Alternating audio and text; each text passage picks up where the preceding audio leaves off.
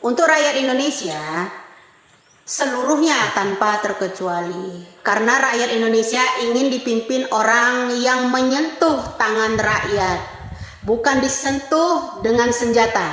Rakyat Republik Indonesia ini pengen disentuh dengan tangan, seperti Bapak Jokowi menyentuh tangan-tangan rakyat di lapangan. Bukannya senjata yang menyentuhnya ya, tapi hati nurani yang menyentuhnya. Jadi kalau ada calon pemimpin yang masa lalunya kita ungkit, kemudian mereka minta klarifikasi, kemudian mereka minta kita ancaman untuk kita, buat apa kita pilih? Mereka mau nyapres aja, ketika kita buka jejak hitamnya mereka aja udah memberikan ancaman buat kita. Apa jadinya kalau dia jadi presiden? Buat seluruh rakyat Indonesia ini ya, buat saya, untuk kalian semua tinggal mikir kalian lah. Ya, saya hanya memberikan edukasi. Mikir 1000 kali, baru nyapres aja. Apakah karena dia sakit hati gagal terus? Gagal terus karena terbuka masa-masa lalu hitamnya dia, atau bagaimana, kita nggak tahu.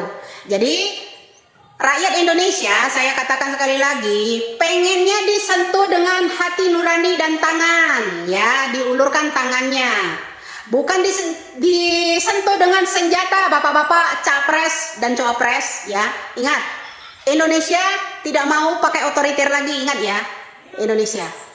Tuh, salah satunya. Karena Indonesia mau pakai nurani, bukan maunya pakai senjata, ya. Adapun orang yang menonton semua YouTube saya mengenai edukasi tentang calon capres dan cawapres, bibit dan bobot calon pemimpin kita harus benar-benar meneliti ya. Jejak hitam mereka, masa lalu hitam mereka kita harus tahu. Jangan biarkan baru capres aja kita udah banyak diancam.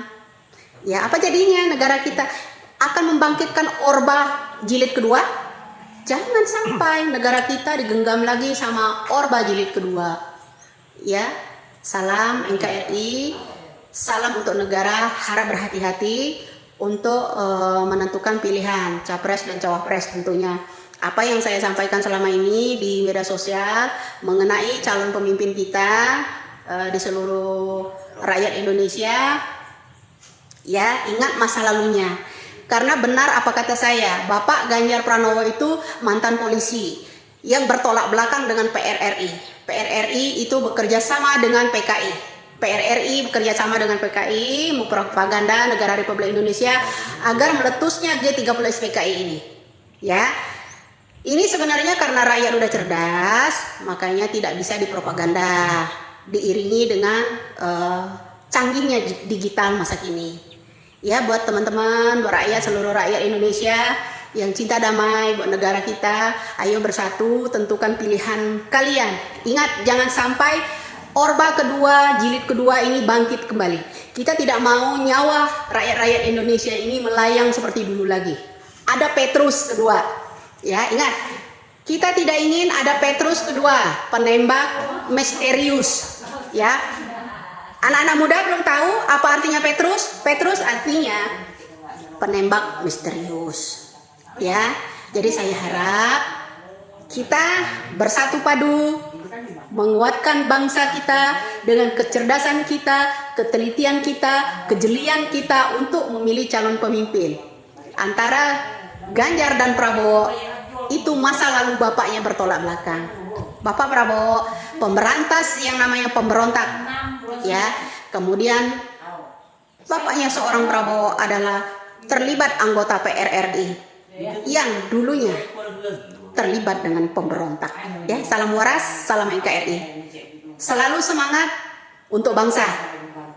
Jangan lupa pemuda-pemuda, ingat Sumpah Pemuda kita, menjunjung tinggi tanah air Indonesia, menjunjung tinggi bahasa persatuan, bahasa Indonesia. Ingat itu ya, Sumpah Pemuda. Pemuda-pemuda harus beringas melawan orang-orang yang ingin berkuasa, bukan ingin pemimpin. Bukan ingin memimpin. Orang-orang yang menggebu-gebu ingin berkuasa. Berkuasa dengan atau menjadi pemimpin, yang ingin berkuasa dan yang ingin memimpin itu beda ya, beda karakter ya, beda tujuan ya. Nah, ingat di situ. Salam NKRI. Yap, itulah tadi usulannya Widya terhadap seluruh rakyat Indonesia. Jangan sampai salah memilih. Kita lihat sendiri Prabowo hari ini semakin terlihat watak aslinya, di mana pada saat teman-teman di YouTube menyuarakan persoalan bagaimana masa lalu Prabowo, itu mereka keberatan. Itu Prabowo pasti akan berusaha bagaimana agar mencegah yang selalu mengungkit masa lalunya. Karakter Prabowo pada masa Orde Baru tidak akan pernah hilang, dan